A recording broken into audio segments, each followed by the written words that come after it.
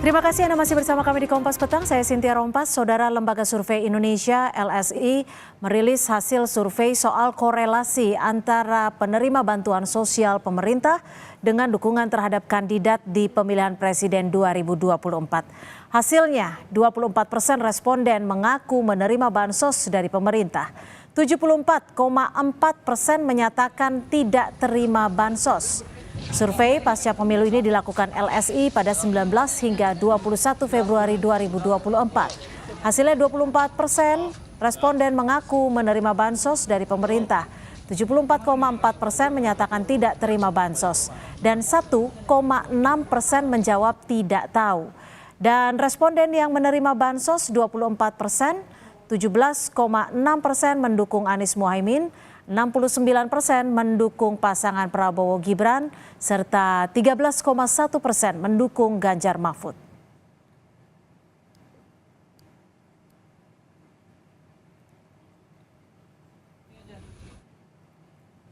LSI menganalisa jumlah responden yang menerima bantuan sosial dan arah dukungannya di pemilu 2024. Dari sampel 1.211 responden yang dipilih melalui telepon, validasi dan screening, 24% warga mengaku menerima bansos dan 74,4% menyatakan tidak pernah menerima bansos atau tidak menerima bansos. Dan 1,6% menjawab tidak tahu.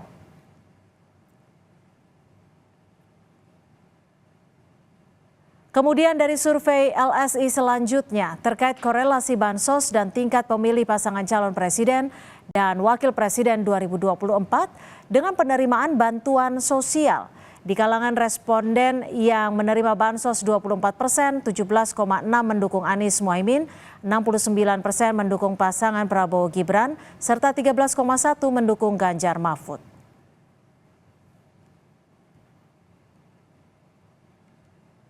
Benarkah gencarnya bansos yang diserahkan Presiden Jokowi jelang Pilpres memberi efek yang berarti terhadap sikap pemilih pada Pilpres? Kita bahas bersama Direktur Eksekutif LSI Jayadi Hanan, tim kampanye Prabowo Gibran Aceh Hasan Syadzili, dan juga jubir Timnas Amin Muhammad Iqbal. Selamat sore, terima kasih sudah bergabung bersama kami di Kompas Petang. Sore, assalamualaikum. Waalaikumsalam. Mas Jayadi, apa saja nih temuan LSI soal penerimaan bansos, apa korelasinya dan keterkaitannya soal sikap dan pilihan responden pada Pilpres? Ya, tadi udah diungkap ya. Pertama, yang warga yang mengaku menerima bansos sekitar 24%, 74%-an mengaku tidak menerima. Pertanyaan kita soal bansos ini umum aja ya. Pertanyaan apakah Anda pernah menerima bansos atau tidak? Itu pertanyaannya. Jadi tidak dirinci bansos itu macam-macam, karena pertanyaannya lewat telepon ya. Kemudian yang kedua yang kita temukan adalah memang ada kecenderungan penerima bansos tingkat dukungannya kepada pasangan 02 lebih tinggi, yaitu di antara penerima bansos yang 24% itu 69% menyatakan memilih Prabowo Gibran, kalau nggak salah 17 atau 18% memilih Anies, lalu 17%-an atau kurang dari itu, lupa persisnya, itu memilih pasangan nomor 3 Ganjar Mahfud. Tapi yang kedua juga menarik di kalangan bukan penerima bansos atau yang mengaku tidak menerima bansos, itu tingkat dukungan kepada pasangan 02 juga tetap tinggi, tetap mayoritas, yaitu 54%. Yang mendukung pasangan 01 di kisaran 30-an%, lalu yang mendukung pasangan 03 juga di kisaran sekitar 20-an% begitu juga. Jadi kesimpulan, jadi poin kedua yang bisa kita ambil dari data-data ini adalah bahwa ada kecenderungan penerima bansos lebih tinggi mendukung 02. Okay. Tapi poin kedua adalah pasangan pilihan di antara para bukan penerima bansos itu juga tetap lebih tinggi di 02, yaitu 54%. Dengan demikian kita bisa mengatakan bahwa baik penerima bansos maupun bukan penerima bansos itu memberi angka yang mayoritas kepada 02 begitu. Jadi kalau dianalisis lebih jauh lagi itu berarti satu, memang bansos menjadi salah satu faktor yang menyumbang pada kemenangan 02.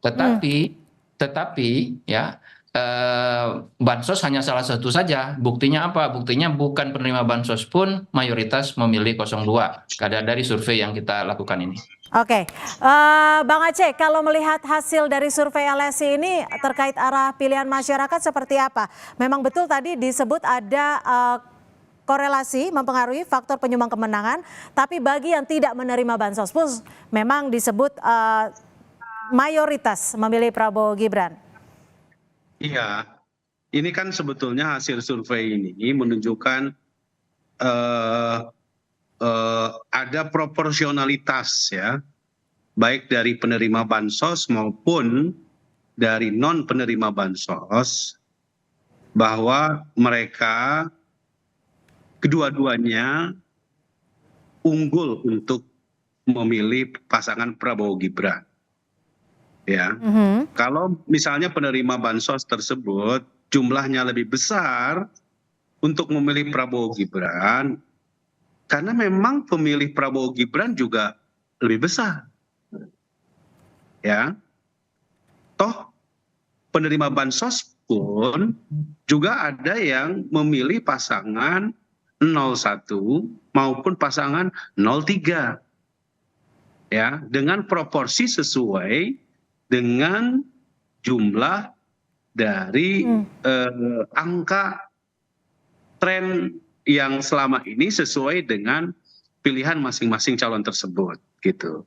Jadi oleh karena itu saya ingin menyampaikan kepada masyarakat bahwa soal bansos ini sesungguhnya bukan hanya pemilih 02 saja, tetapi juga pemilih 01 juga diberikan bansos, pemilih 03 juga mendapatkan proporsi. Jadi artinya Anda menepis adanya korelasi tingkat pemilih paslon keterkaitan dengan penerima bansos?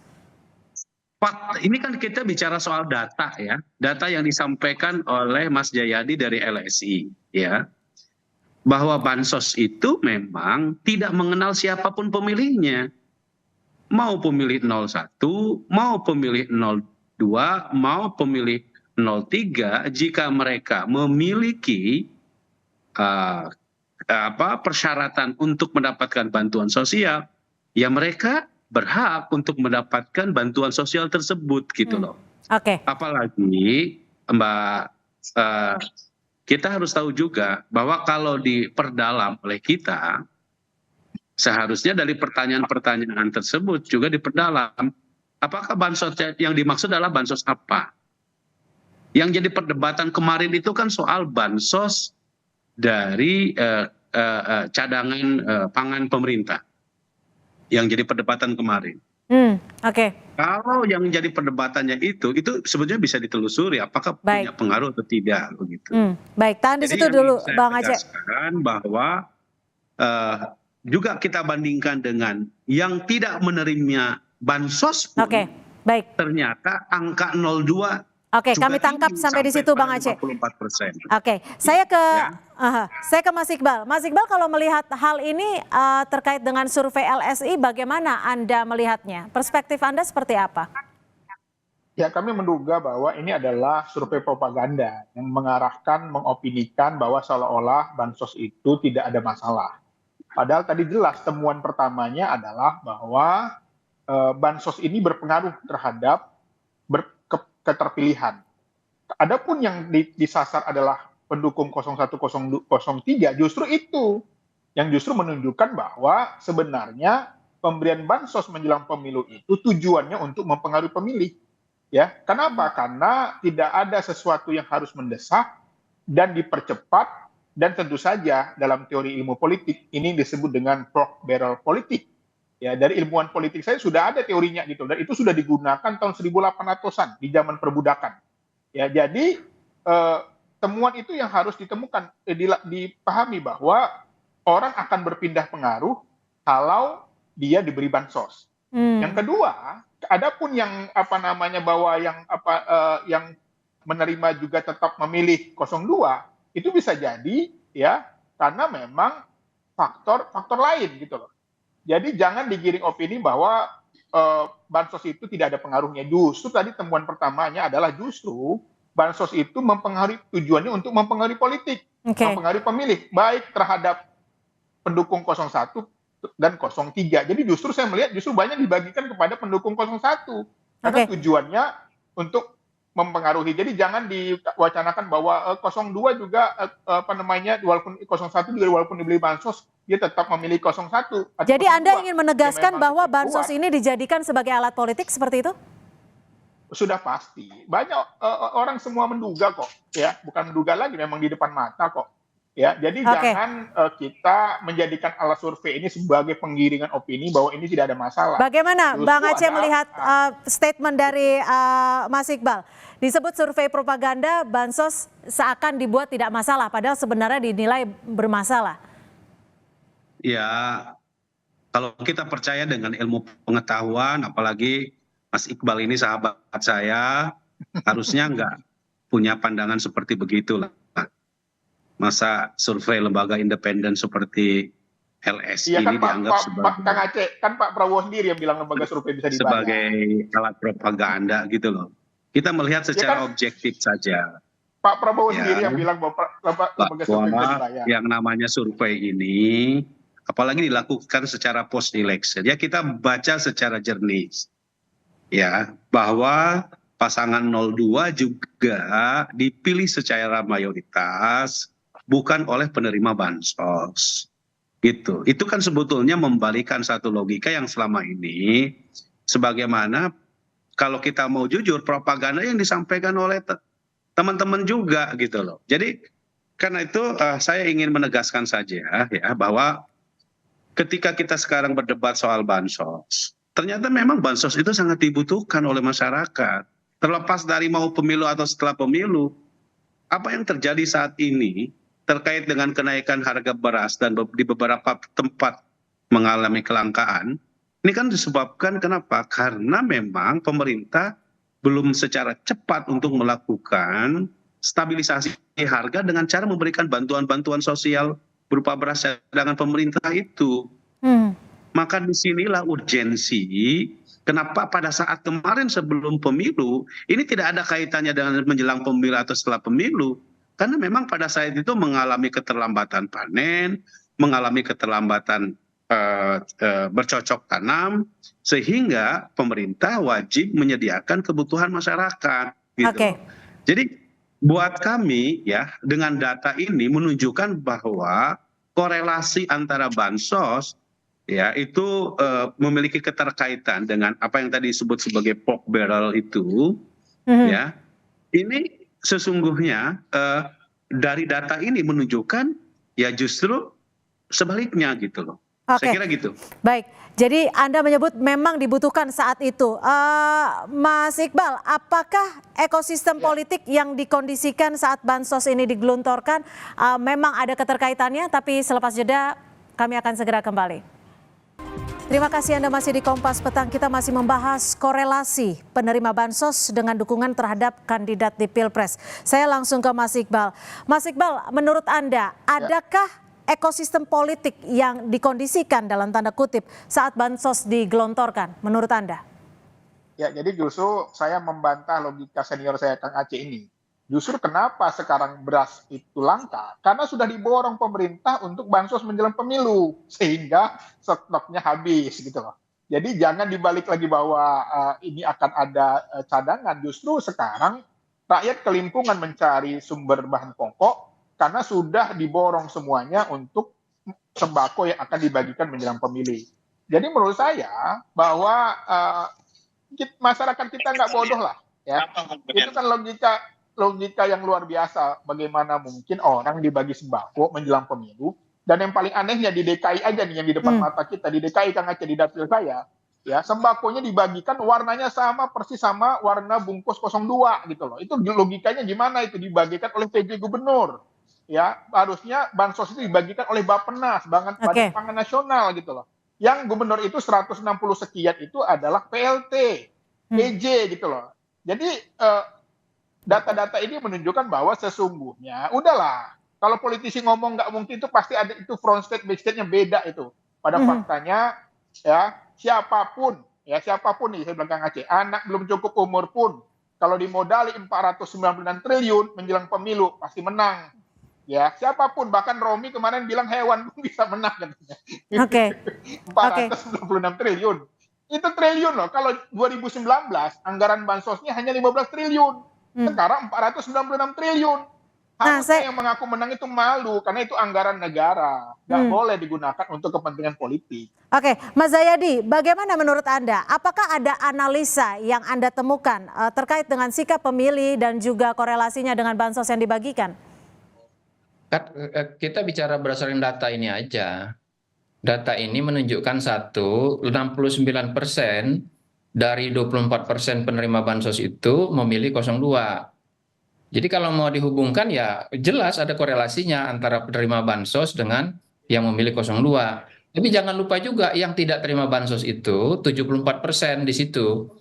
Dari 74% itu 54% milih 02 gitu. Lalu jadi memang ada, kalau begitu bisa kesimpulannya adalah ada kecenderungan penerima bansos lebih banyak memilih 02. Ada kecenderungan pemilih yang tidak menerima bansos dukungannya kepada 01 dan 03 lebih banyak dibandingkan dengan para penerima bansos, begitu. Itu kan. Nah, yang kedua adalah bahwa tidak bisa juga dikatakan bahwa misalnya 02 itu menang hanya karena bansos atau 01 03 kalah hanya karena bansos, kan tidak bisa juga dibilang begitu. Ada faktor-faktor lain yang harus dihitung, begitu. Baik. Datanya clear kok, itu jelas. Di mana propagandanya, Pak Iqbal, Dr. Iqbal? Ya, propagandanya karena LSI menyampaikan ini seolah-olah ini mendukung argumentasi pemerintah bahwa tidak ada itu. Loh kan dua-duanya kan dimunculkan bahwa ada korelasi antara, Anda gimana sih? Tadi dalam pengambilan kesimpulannya udah ambigu bahwa bansos itu berpengaruh. Ya, harus itu yang dikemukakan pertama. Adapun bahwa faktor ada orang yang tidak terpengaruh, jadi harusnya kata-katanya ada. Di mana propagandanya? Saya bilang yang tidak menerima bansos mayoritas memilih 02. Di mana masalahnya? Ya pada faktanya, pertanyaannya kan tadi, bansosnya seperti apa dulu? Loh, kan saya sudah bilang, kita cuma nanya bansos. Jadi Anda tuh kalau ngomong jangan kemana-mana loh. Anda jangan kemana-mana ngomongnya. Justru Anda ambigu mengatakan bahwa tidak ada pengaruh, tetapi mengatakan satu sisi bahwa orang yang tidak memilih 02 juga tidak pengaruh oleh bansos. Padahal bisa jadi pertanyaannya di mana itu dibagikan. Di mana saya mengatakan begitu? Oke. Saya mengatakan berpengaruh signifikan, ya sudah pasti ada pengaruh. Itu aja harus ditekankan. Jangan lagi bilang bahwa ada orang yang dapat bansos pun tidak. Loh, yang 54% itu kan data juga, Bung. Iya kan, tapi kan Anda mengatakan bahwa signifikan kan pengaruhnya kan? Oke, ditahan dulu. Yang harus dikemukakan. Begini, Bung, ada 2 poin yang saya bilang itu, Bung. Oke, silakan singkat saja. Singkat saja. 2 poinnya itu ambigu menurut saya. Di satu sisi Anda mengatakan berpengaruh. Anda bukan peneliti kalau begitu. Saya PhD. Anda yang saya pertanyakan metodologi Anda. Bagaimana satu sisi mengatakan baik, ditahan dulu Mas Zayadi dan Pak Iqbal. Saya akan ke Pak Aceh. Pak Aceh, ini kan Presiden Jokowi akan melanjutkan bansos kurang lebih sampai bulan Juni mendatang. Apakah ini untuk menepis sorotan masyarakat ataupun sorotan sejumlah pihak yang menyebutkan bahwa bansos sengaja dibagikan hanya saat Pilpres? Justru itu, saya ingin menegaskan bahwa yang namanya bansos, saya ini di Komisi 8. Ya, saya pimpinan Komisi 8. Saya mengikuti betul bagaimana proses bansos tersebut dilakukan. Bansos terutama PKH itu sejak zaman ketika menterinya dari partainya Mas Iqbal. Ya, nilainya diperbesar memang dari sejak tahun 2020. Ya, PKH, BPNT, subsidi energi, ya, dan kebijakan tentang ya yang namanya cadangan beras tersebut itu juga diputuskan, El Nino itu diputuskan di Komisi 8 sejak bulan September 2023. Ya, karena apa? Karena kita memang melihat fenomena El Nino yang bisa mempengaruhi terhadap stabilitas harga dan ketersediaan pangan. terutama memastikan soal ya masa tanam yang memang bisa berubah. Nah sekarang sebagaimana yang disampaikan oleh Ketua Umum kami yang juga Menko Perekonomian, beliau Pak Erlangga mengatakan bahwa bansos ini akan dilanjutkan sampai bulan Juli. Kenapa demikian? Karena kan kita tahu ada momentum di mana menjelang hari raya, menjelang bulan Ramadan, ketersediaan beras, kebutuhan rakyat itu harus dipastikan. Itu agar jadwal sampai terjadi bulan Juni stabilitas ditetapkan harga. sejak kapan tuh, Mas Aceh? Kalau gini, kalau soal bansos El Nino itu telah ditetapkan oleh kami Komisi 8 itu dari sejak bulan September 2023, jadi jauh sebelum penentuan pemilu, ya. Termasuk juga ya soal kebijakan ini. Nah, kalau soal bantuan beras pemerintah memang diputuskan oleh pemerintah, kenapa? Karena memang kebutuhan masyarakat saat ini ya akibat dari El Nino itu akan terus dilanjutkan dan ini tidak ada Oke. kaitannya. Negara wajib hadir ketika kita menjaga ketersediaan pangan kita, menjaga stabilitas harga kita agar Ya. bisa terjangkau oleh masyarakat, dan ini tidak ada kaitannya dengan soal pemilu. Ini adalah kebutuhan objektif yang dihadapi oleh Baik. masyarakat. Seperti Baik. yang disampaikan oleh Pak Iqbal tadi, kan tuduhannya makanya nggak gini, benar. kalau Baik, objektif, silakan nggak usah lah, Mas Iqbal. Sampai Juni nih Nggak ternyata usah. bansosnya akan nggak usah dibagikan. bungkusnya sama dengan warna gemoy ya 02. Itu kan memalukan lah Kang Aceh menurut saya. Masa sama bungkusnya warna apa, nggak ada warna lain apa? Ya, jadi kita itu terkadang nggak konsisten gitu. Terkadang mengatakan tidak ada hubungan, tapi pada faktanya di lapangan dibungkus dengan warna gemoy gitu loh. Itu gimana Ya, logik? nanti Itu di kita Jakarta loh. Di Jakarta kita loh, cek aja dipertontonkan nanti loh. sekarang apakah Dibagikan pakai oleh bungkus PJ gemoy atau Gubernur enggak DKI, gitu kan. ya kan? Toh kita Itu sudah ada videonya jelas. udah jelas gitu loh. Itu udah videonya udah jelas, fakta. PJ Gubernur DKI membagikan bansos dengan bungkus warna gemoy. Itu mau dibantah bagaimana lagi gitu loh. Jadi kita itu terkadang ingin mencoba front stage sama big stage itu beda gitu politisi ini. Jadi menurut saya harusnya kita gentleman aja. Ya kalau memang faktanya ada, yang ngakui aja gitu loh. Makanya sekarang ya hak angket ini lagi bergulir. Ya kita lihatlah nanti. Kan hak angket itu artinya penyelidikan. Biarkanlah ini semua berjalan. Kita lihat nanti bagaimana prosesnya. Ini kita belum lihat lagi nanti bagaimana program-program yang lain yang digunakan, bagaimana kepala daerah, oknum-oknum kepala desa digunakan ya, bagaimana aparatur pemerintah digunakan. Baik. Jadi kita lihat ini adalah bagian dari proses politik yang tentu saja harus dihargai. Baik, bagian dari proses politik. Terima kasih atas perspektif Anda. Namun sayang sekali durasi kita juga yang terbatas. Nanti kita akan kembali membahas di lain Oke. waktu. Terima kasih Pak Muhammad Iqbal, Pak Aceh Hasan Sazili, dan juga Mas Zaidi Hanan sudah berbagi perspektif bersama kami di Kompas Petang. Selamat sore.